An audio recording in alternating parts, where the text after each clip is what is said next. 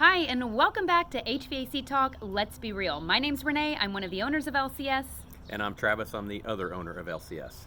Okay, so this week we're going to talk to you about air conditioner repairs and specifically about leaks.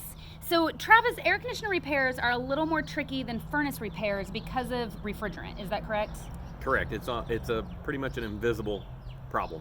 Okay, so sometimes in the office we'll get people that will call and they'll say, hey, I think I just need to have my air conditioner topped off.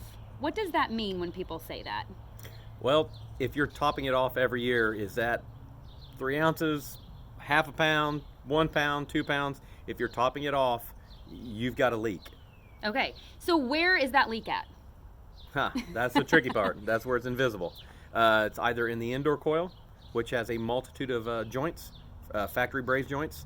It could be in the line set. That line set sometimes cannot be accessed in walls, underground. Maybe it's in an unfinished basement. And then the other part is the outdoor unit, which multitude of joints from the factory. So it can be in 3 different spots. Okay, so what is your recommendation? So if we go out to somebody's house and they say, hey, I've had to have my AC topped off, which means we're adding refrigerant each year.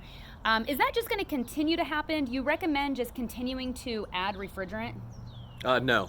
410, the new stuff. If it's 410 and it's very low every year, you might be able to just get by with that, but that leak is not going to get smaller. That leak is only going to get bigger. If it's R22, that's going to get expensive. So I would not recommend topping off every year after year, especially 22, and because it's getting close to 2020 on the complete phase out of R22. Okay, so by complete phase out, we're talking about the EPA is phasing out R22, so it's not going to be manufactured anymore, correct? Yeah, not manufactured. Big Brother's locking down on 2020.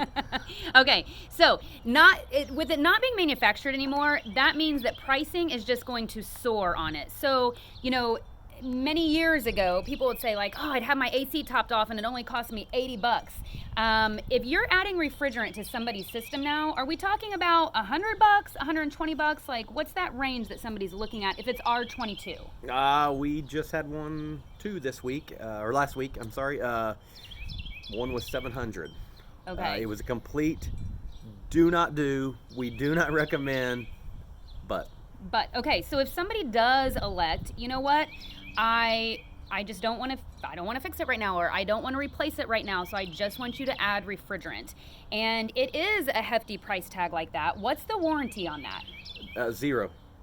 There is no warranty for refrigerant. We could literally tell you it's going to be $500 and it leaks out the next day, and you might as well give me the money or throw it out the window. Okay. That's why we do not recommend on R22 systems to put refrigerant in. Okay, without doing like a leak test to determine. Now, when we're talking about R22 systems, those are going to be older systems, right? Yeah, you're talking now 10 plus easy, if not 15 plus. Okay, so when we're looking at systems that say it's a 15-year-old system or older even, putting $500 or more into it, it just doesn't make sense. No. Okay, because it's only going to get more expensive. And remember, that leak is not going to go away. It's only going to get bigger, as Travis said. So with a leak test, so say somebody spends the money on a leak test, you find the leak. Is it often repairable, or what happens once you find that leak? Most of the time, it's in the indoor coil, buried internally in the indoor coil, which cannot be repaired.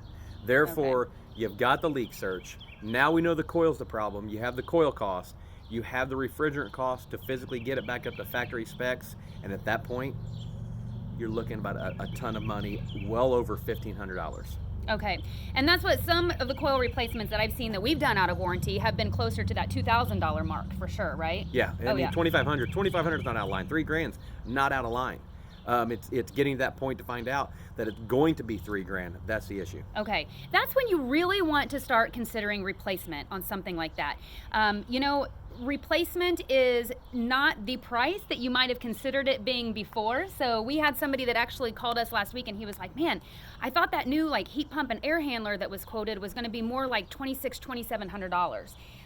Just as a reminder, last year alone, HVAC companies and our manufacturers all experienced an average of 3 increases in 1 year. That was due to the tariffs that were happening last year. And so 3 increases in a year just on all the material, right? Like that's pretty significant. So that pricing is not going to be either maybe what you had in mind. So it's a good idea to start budgeting for that, right? If you know you have a leak, you know, you're going to have to replace that system or likely have a very hefty repair, and start budgeting for that, start planning for that, because I don't know about you, but I don't like being without AC.